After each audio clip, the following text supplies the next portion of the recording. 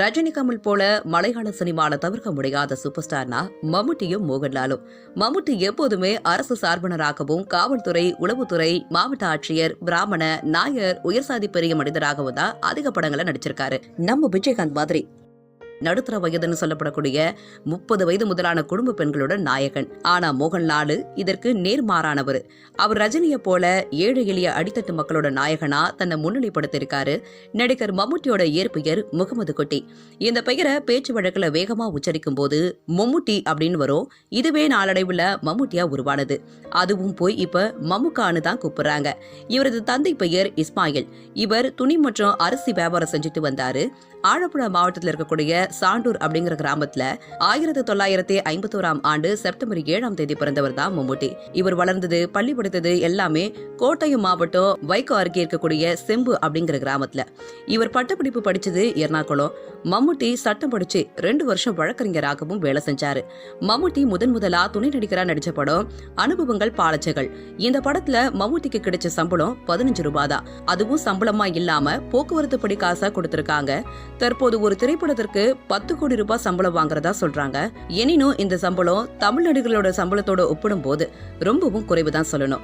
மம்முட்டியோட சொத்து மதிப்பு சுமார் 340 கோடி ரூபாய்னு சொல்லப்படுது. சினிமால சின்ன வேடங்கள்லயும் நாடகங்களையும் நடிக்க வந்த மம்முட்டி முதல் முறையா ஹீரோவா நடிச்ச படம் தேவலோகம். எம்.டி. வாசுதேவன் நாயர் இந்த படத்தை இயக்குனாரு. மம்முட்டிய சூப்பர் ஸ்டாரா உயர்த்திய படம்னு குறிப்பிடத்தக்க படங்கள்லாம் கிடையாது. காரணம் 1980கள்ல ஓராண்டுக்கு சுமார் 30 படங்கள் வர அவர் கைவசம் இருந்துச்சு. இருந்தாலும் நியூ டெல்லி அப்படிங்கிற ஒரு படம் உயரத்தை அடையச்சுதுன்னு தான் சொல்லலாம். குறிப்பிட்ட 5 ஆண்டுகள்ல மட்டும் 120 படங்கள் நடிச்சிருக்காரு மம்முட்டி. மொத்தம் 400 படங்கள்ல இதுவரைக்கும் நடிச்சிருக்காரு. மம்முட்டி தொழில் பக்தி மிகுந்தவர். மலையாள மெகாஸ்டாரா இருந்த காலகட்டத்திலயும் சின்ன வேடங்கள்ல கூட நடிக்க ஒருபோதும் தயங்க மாட்டாரு. திருவனந்தபுரத்துல யவனிகா அப்படிங்கிற படத்துடைய ஷூட்டிங் நடந்தது. இதுல போலீஸ் அதிகாரியா மம்முட்டி நடிச்சாரு. நைட் தான் ஷூட்டிங் நடக்குமா. அதே நேரம் கொச்சியில பகல்ல மற்றொரு படத்துல நடிச்சிட்டு இருந்தாரு. இதனால தினமும் கொச்சியில இருந்து திருவனந்தபுரம், மீண்டும் திருவனந்தபுரத்துல இருந்து கொச்சி அப்படின்னு தனது கார்ல போயிட்டு வருவாராம்.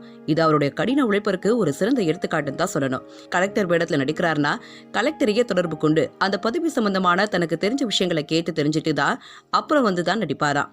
அது மாதிரி ஷூட்டிங் ஸ்பாட்ல தொழிலாளர்கள், பெரிய கலைஞர்கள்னு யார்கிட்டையும் பாகுபாடு காட்டாம இருப்பாரா.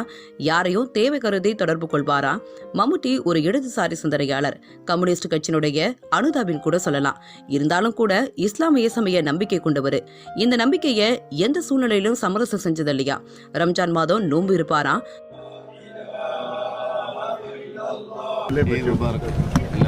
கம்யூனிஸ்ட் கட்சியினுடைய கைரளி டிவியோட சேர்மனாவும் மம்முட்டி இருந்தாரு.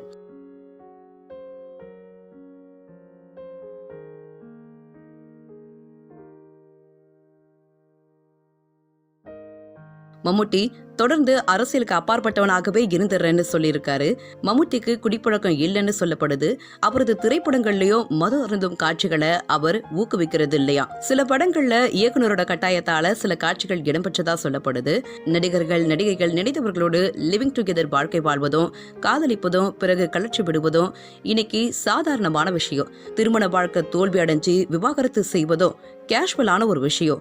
ஆனா சில நடிகர்கள் மட்டுமே அதற்கு விதிவிலக்கு. அப்படிப்பட்டவர்களை ஒருவர் தான் நடிகர் மம்முட்டி. அவரது காதல் மனைவி சுல்பத் 1979ஆம் ஆண்டு அரேஞ்ச் மேரேஜ் பண்ணியிருக்காரு. இன்னைக்கு வரைக்கும் எந்த சர்ச்சையும் இன்றி தனது மனைவியோட வாழ்ந்து வராராம் மம்முட்டி. மம்முட்டிக்கு 2 குழந்தைகள். ஒருவர் மூத்த மகள் சுருமி. இவர் சிறந்த ஓவியரா. மற்றொருவர் இளைய மகன். உங்க எல்லோருக்குமே தெரிஞ்ச பிரபல நடிகர் துல்கர் சல்மான் தான்.